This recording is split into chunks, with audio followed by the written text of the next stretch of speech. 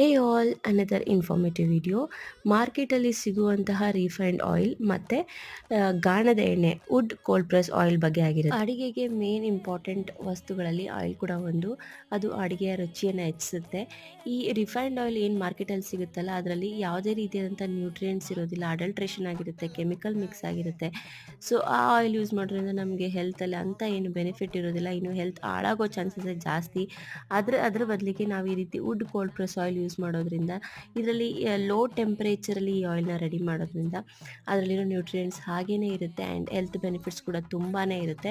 So ಈ ಸಾಕಷ್ಟು varieties of oil ಇದೆ. Coconut oil, safflower oil, sunflower oil, mustard oil, sesame oil, ಸಾಕಷ್ಟು variety. ಈ ಥರ wood cold press oil use ಮಾಡೋದ್ರಿಂದ ಹೆಲ್ತ್ ತುಂಬಾ ಚೆನ್ನಾಗಿರುತ್ತೆ ಆ್ಯಂಡ್ ಎಷ್ಟೆಷ್ಟೋ ಹಾಸ್ಪಿಟಲ್ ಬಿಲ್ ಕಟ್ಟೋದು ಬದಲು ಈ ರೀತಿ ಆಯಿಲ್ನ ಪರ್ಚೇಸ್ ಮಾಡಿ ನಾವು ಸ್ವಲ್ಪ ಕಾಸ್ಟ್ ವೈಸ್ ಜಾಸ್ತಿ ಇರ್ಬೋದು, ಬಟ್ ಯೂಸ್ ಮಾಡೋದ್ರಿಂದ ನಮ್ಮ ಹೆಲ್ತ್ ಕೂಡ ಚೆನ್ನಾಗಿರುತ್ತೆ.